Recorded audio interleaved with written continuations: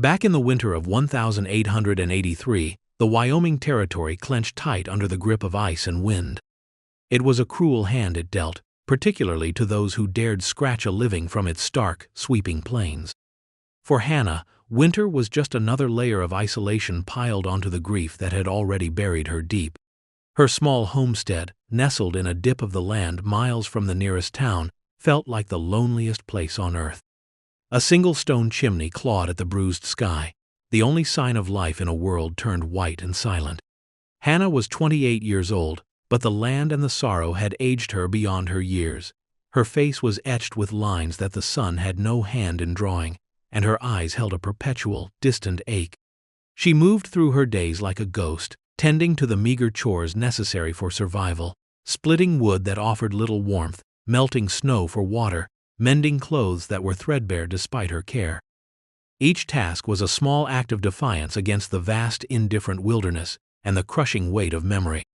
Her husband, Daniel, had been gone for 2 years, taken by a fever that swept through the territory like a brush fire. He had been her world, her reason for being out here. Now, his absence was a physical presence in the cabin, louder than any sound. The silence in the evenings was a shroud. The empty side of the bed was a chasm. Grief was a constant companion, a heavy cloak she could never shed, not even under the pale, weak sun of false dawns. People from the nearest settlement, a collection of ramshackle buildings called Redemption, had offered pity at first, then distance. A single woman alone on the prairie was an anomaly, a target for gossip and speculation. Some whispered she was too stubborn, too proud to admit defeat and return east. Others spoke darkly of ill luck clinging to her land. Whatever the reason, they left her to her solitude, and she, in turn, retreated into it, building walls of ice around her heart as thick as the frost on her window panes. She was capable, she knew that. Daniel had taught her the necessary skills: how to shoot, how to trap small game, how to keep the cabin structurally sound against the relentless wind. But capability didn't fill the hollow ache in her chest. It didn't chase away the loneliness that settled over her like a second skin.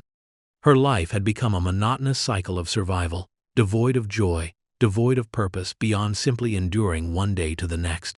This was her stasis, a life lived in the shadow of death, isolated by loss and the unyielding nature of the land and the people who sought to tame it.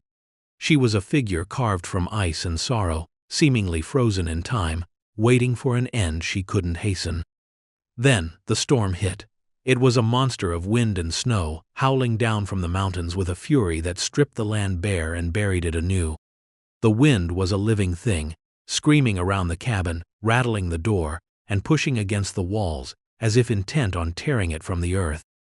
Snow fell in thick, blinding sheets, piling drifts high against the windows until the world outside was erased, swallowed by a suffocating white void. Hannah huddled by the small fire, the only source of warmth and light in the suffocating dark, listening to the elemental rage outside. It mirrored the storm inside her, the constant turmoil of grief and fear. It was during a brief, eerie lull in the wind on the second day of the storm that she heard it. A sound that wasn't the wind, not the creak of the cabin timbers under duress. It was a low, strained cry, carried on a sudden gust before the storm resumed its assault. It came from outside. Impossible, she thought. No one would be out in this. Nothing could survive this. But the sound came again, weaker this time, laced with pain. Her heart, long dormant, gave a single, hard thump against her ribs. Reluctantly, cautiously, she pulled on her heaviest coat, wrapped a scarf around her face, and pushed open the door just a crack. A blast of freezing air and snow hit her, stealing her breath. Squinting through the swirling white, she saw it. A dark shape, slumped against her fence post, half buried in a drift. Adrenaline, sharp and cold, sliced through her inertia. She wrestled the door open wider, forcing herself out into the maelstrom. The snow was knee-deep, treacherous and heavy. She fought her way towards the fence, the wind tearing at her clothes, the cold biting at her exposed skin. As she drew closer, the shape resolved itself. It was a man, and he was tied to the fence. Panic flared, cold and sharp.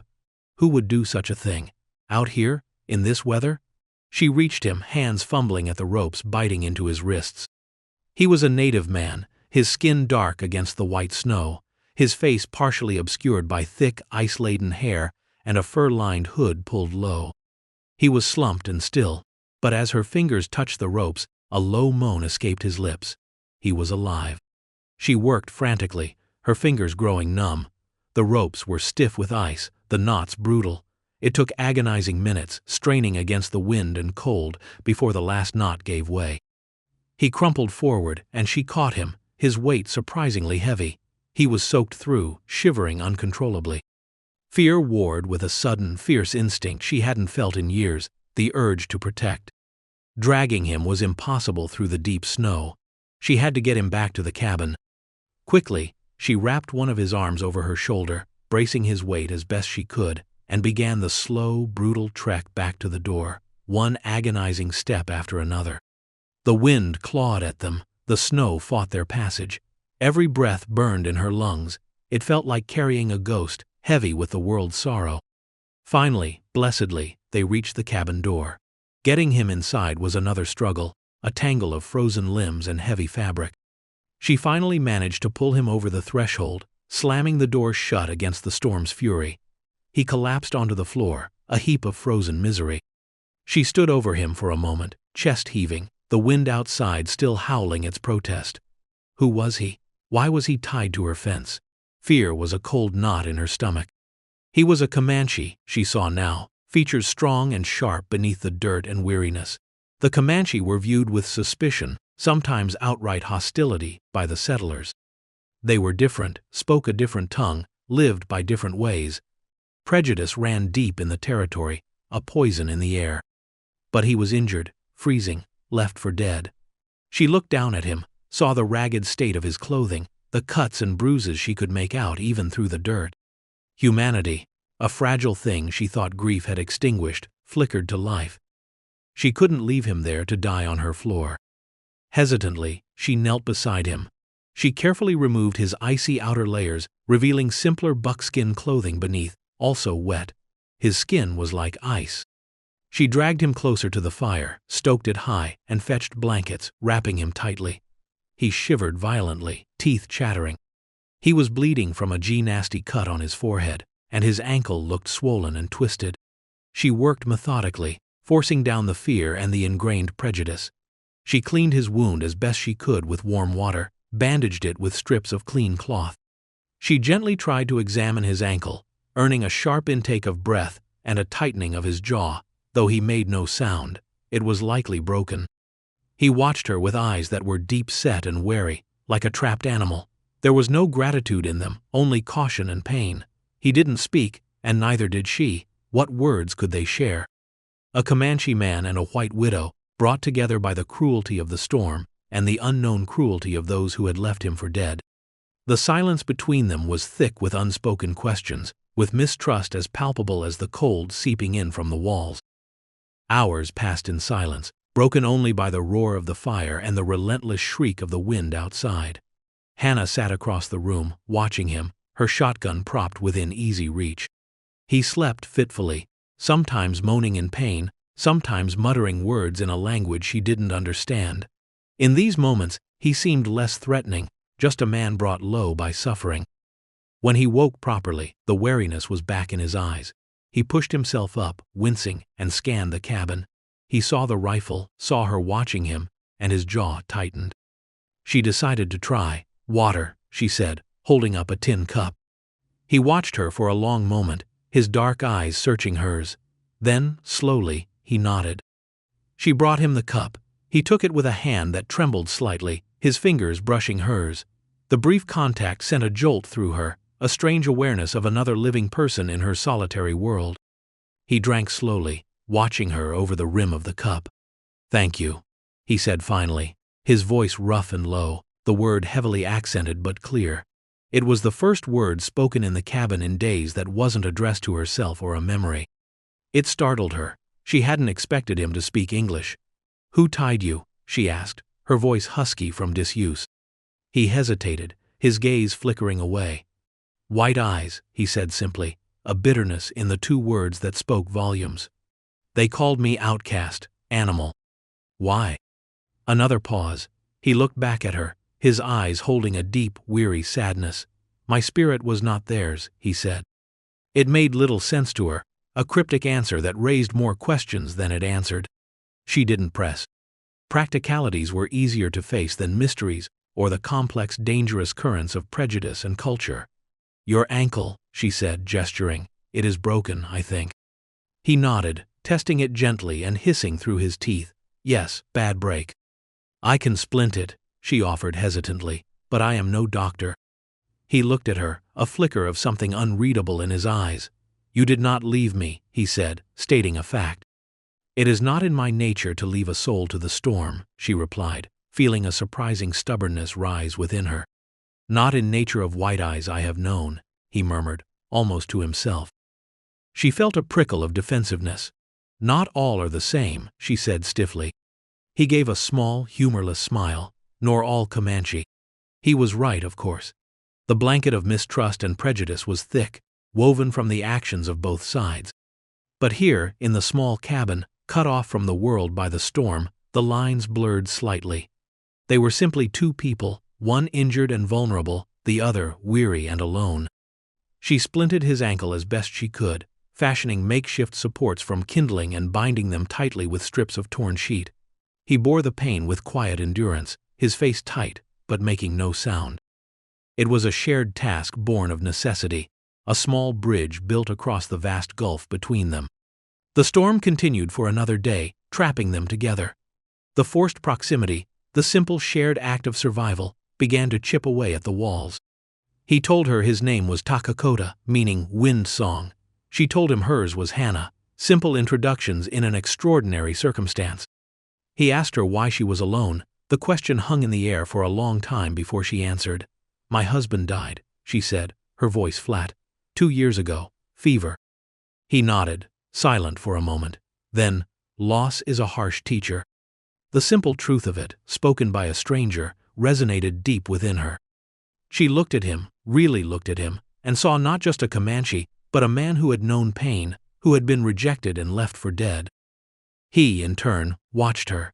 He saw the weariness in her eyes, the way her hands moved with practiced economy, the quiet resilience that held her upright in her solitude. He saw the rifle, but he also saw the care with which she had tended his wounds. They ate together, sharing the meager provisions she had. The silence during these meals was different now, less tense, more watchful. They observed each other, the way he ate, carefully managing with his injured leg, the way she seemed to flinch sometimes at a sudden sound, a ghost of past fear perhaps. As Takakota slowly began to heal, he insisted on helping with what he could from his seated position by the fire. He sharpened her knives with a smooth stone, demonstrating a skill and patience she hadn't expected. He showed her how to tie knots stronger than any she knew, useful for mending fences come spring. Small things, offered without fanfare, but they were offerings nonetheless. And then there were the stories, tentative at first, brief glimpses into worlds alien to each other. He spoke of the vastness of the plains under a summer sky, of the herds of buffalo that once darkened the earth, of the spirits that lived in the wind and the land. He spoke of his people, not as a single entity, but as individuals with their own joys and sorrows, their own beliefs and traditions. He spoke of being an outcast, but not the specifics. It was enough to know the depth of his own loss, his own kind of isolation. Hannah, in turn, spoke of her life before the territory, of a small farm back east, of family lost or left behind. She spoke, cautiously, of Daniel, sharing small, gentle memories that no longer felt like a betrayal of his memory, but a way of keeping a part of him alive without letting his death define her entirely. She spoke of her dreams for the homestead, dreams that had died with Daniel, but which, she realized with a jolt, weren't entirely gone, merely dormant. The shared hours, the quiet companionship born of necessity, began to weave a fragile thread between them. The mistrust hadn't vanished entirely, but it was overlaid with something new, a tentative curiosity, a dawning respect, even a quiet comfort in the presence of another soul. The cabin, once a tomb of her grief, began to feel less empty, less cold. The silence was no longer a void, but a space filled with the quiet sounds of two people simply existing together. One evening, as the fire cast flickering shadows on the walls, He asked her about the name of the nearest settlement. Redemption, she said, the word tasting like ash. He considered it. Redemption, he repeated slowly. To be saved from sin, from error. He looked at her, his dark eyes surprisingly keen. Is that what the people there seek? She gave a short, humorless laugh. They seek judgment mostly, to judge anyone who doesn't fit their narrow idea of how things should be. A woman alone, a Comanche. He nodded, a familiar sadness settling on his features. They are quick to name, quick to cast out what they do not understand. Like they did to you? She ventured. He was silent for a long moment, staring into the fire. My path strayed from the path of my people, he said finally. Sometimes, the spirits call you in directions others cannot follow. It brings separation, and sometimes, the white eyes see you as one thing, my people see you as another. You become caught between worlds, outcast. She understood that feeling more than she expected. Caught between the world she had lost and a future she couldn't imagine, between the expectations of others and the quiet truth of her own resilience. As spring approached, the snow began to melt, the drifts shrinking back from the cabin walls. The world outside revealed itself again, stark and brown under a pale sky. The isolation that had protected them began to recede, and the threat of the outside world encroached. Takakota's ankle was healing, slowly but surely. He could walk with a limp now, moving around the cabin more freely. The easy companionship they had found in their enforced solitude would soon be tested. They both knew it. You cannot stay here, she said one afternoon, the words heavy in her mouth. It wasn't that she wanted him gone, not entirely, but fear for both their sakes gnawed at her. He looked at her, his expression unreadable. I know, he said quietly. The sun melts the snow, and the world remembers who is where. People, the settlers, she began, struggling to find the words. They are not kind to those they don't know, especially different. He met her gaze, a hint of understanding in his eyes. I am Comanche, you are White Eyes, a woman alone, this homestead. He gestured around the cabin. This is not something they will ignore. No, she agreed softly. They didn't like Daniel much either. He was too independent, didn't go to their church, didn't care what they thought. They see me as an extension of that, stubborn, set apart. We are both set apart then, he observed, a faint trace of something almost like connection in his tone. She found herself nodding. Yes, they were. Outcasts in different ways, from different worlds, brought together by chance and cruelty. The world outside grew louder. She saw tracks near the fence, not animal tracks. Saw a rider pass on the horizon, pausing to look towards her cabin before riding on. The quiet watchfulness of the settlement was turning into something more active. The fear tightened its grip. She was no longer just protecting herself and a lonely memory. She was protecting the fragile peace she had found, the unexpected companionship that had bloomed in the harshest of winters. She was protecting him. It came on a cool spring morning, the sky, a clear, unforgiving blue. 3 riders. They rode up to the fence, slow and deliberate. She recognized 2 of them, Jacob Finch, a farmer from closer to Redemption, and Brody, the blacksmith, a man with a cruel mouth and eyes that always seemed to linger too long. The third was a stranger, lean and hard-faced, wearing a sheriff's badge. Hannah stepped out onto the small porch, her hand instinctively reaching for the rifle she kept just inside the door. Takakota stood just behind her, silent and still, his weight on his good leg, his dark eyes fixed on the approaching men. "Mornin', Ms. Hannah," Finch called out, his voice too friendly. "Heard tell you might have a visitor." Hannah felt her gut clench. "Who says?" Brody grinned, a nasty expression. "Word gets around, heard you're harborin' an Indian." The sheriff dismounted, his gaze sweeping over Hannah, then settling on Takakota. "Ma'am, I'm Sheriff Dalton. Had a report of a Comanche being seen near your place. Lost or worse. We're looking for him." Hannah met his gaze, her spine stiffening. "There's no one here but me, Sheriff." Takakota stepped fully into view beside her. He stood tall, despite his limp, his face calm, unreadable. He said nothing, but his presence was a clear contradiction to her words. Dalton's eyes narrowed. "Seems there is, ma'am. That him?" "He came to me in the storm," Hannah said, her voice steady, surprising herself. "Injured, left for dead." "Left for dead?" Brody sneered. "More like runnin' from something."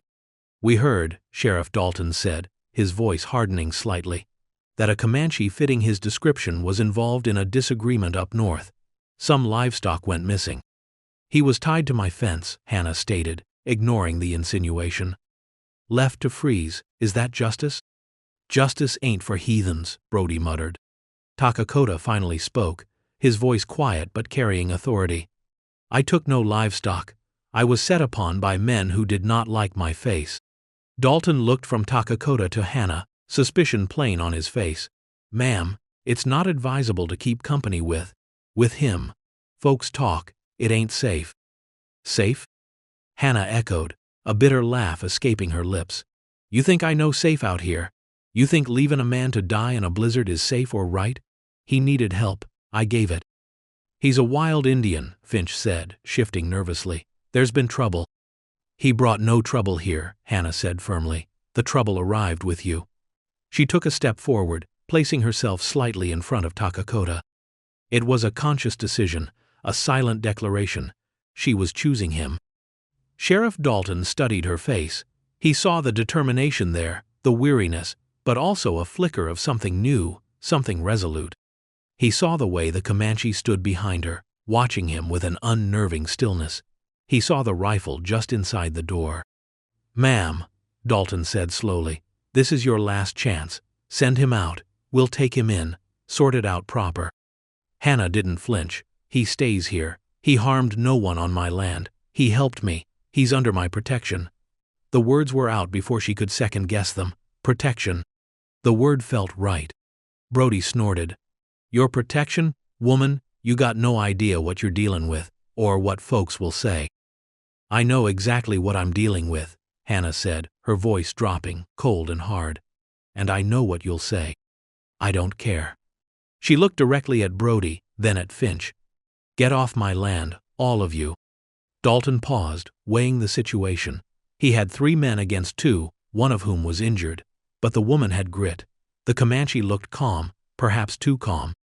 And an armed standoff on an isolated homestead wasn't something he relished. The complaint had been vague, the livestock missing, not stolen by this specific man, just a Comanche. They had hoped to find him easily, take him without fuss. Hannah's unexpected defiance complicated things. He made his decision. "All right, ma'am, we'll go, for now." He mounted his horse. "But this ain't over. Folks in Redemption won't like this, not one bit." "Let them talk," Hannah said, standing her ground. The 3 men turned their horses and rode away, back towards the distant settlement. Hannah watched them go, tension draining slowly from her body, leaving her weak but strangely exhilarated. She turned then, looking back at Takakota. He was watching her, his eyes wide with something she couldn't quite name. Surprise, perhaps, and something else, deeper. "Why?" he asked, his voice soft. She shrugged, looking away towards the horizon where the riders disappeared. "They left you to die. No one deserves that." She paused. "Besides, the storm was long. It's quiet here alone." He came closer then, his limp still noticeable, but less severe. He stopped just a few feet away, studying her face. The silence returned, but it was a different silence now, charged with the weight of what had just happened, the choice she had made. "You chose to stand," he said. "Yes," she whispered, "I chose to stand." He reached out a hand, hesitant, then gently touched her cheek. His skin was warm against hers. "Wind song," he murmured, his voice husky. "My name means wind song. My people sometimes call me that, because my heart feels the wind, follows where it calls." He paused, his gaze searching hers. Perhaps my spirit called me here. To your fence, to the storm." His touch was light, fleeting, but it lingered on her skin long after he withdrew his hand. It was the most intimate contact she had shared with another person in 2 years. It wasn't just about survival anymore. It wasn't just about duty or kindness. It was about connection. A bond forged in shared hardship, tested by outside judgment, and affirmed in a moment of quiet defiance. The threat of the settlement remained, a dark cloud on the horizon. They knew they weren't safe. The community's prejudice wouldn't vanish just because Hannah had stood her ground.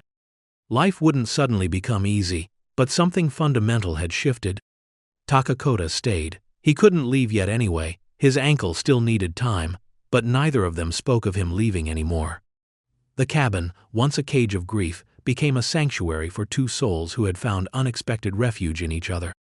He helped her around the homestead as his leg healed.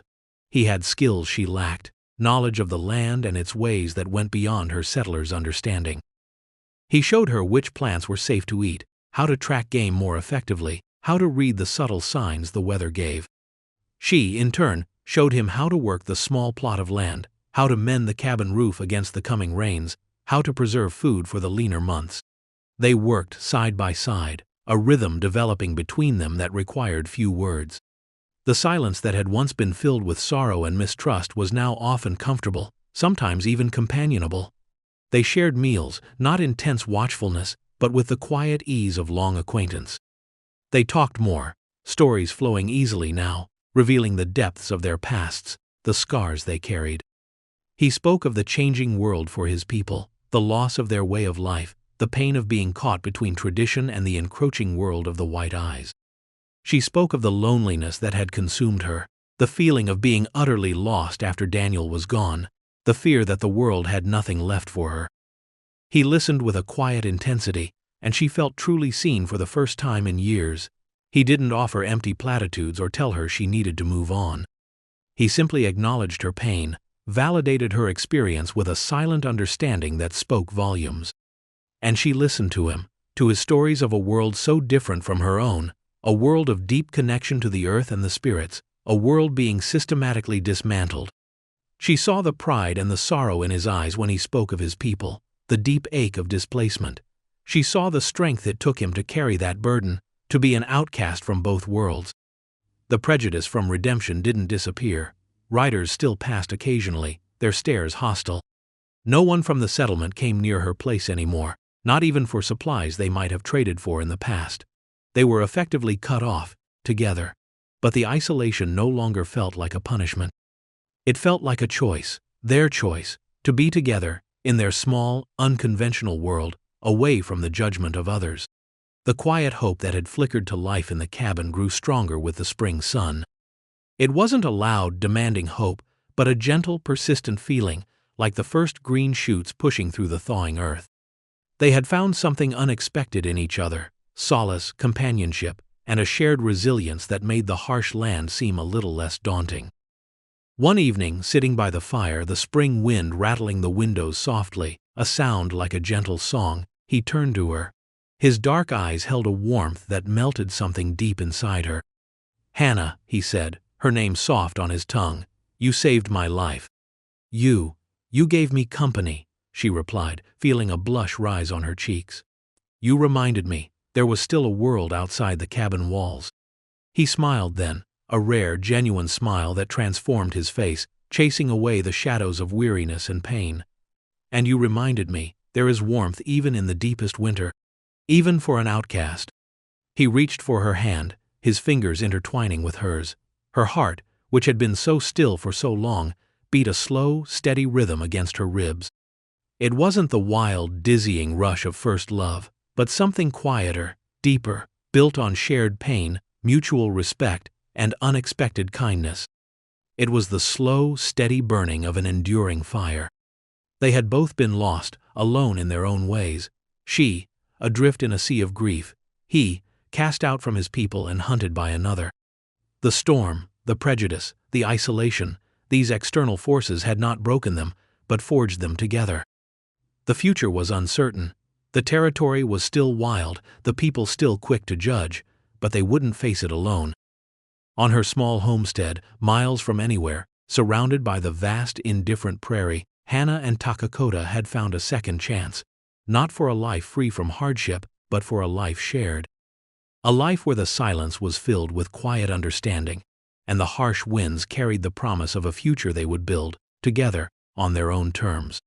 The land remained vast and unforgiving, but in the small cabin, two hearts, once frozen by loss and rejection, had found warmth, connection, and the quiet, profound redemption of belonging to each other.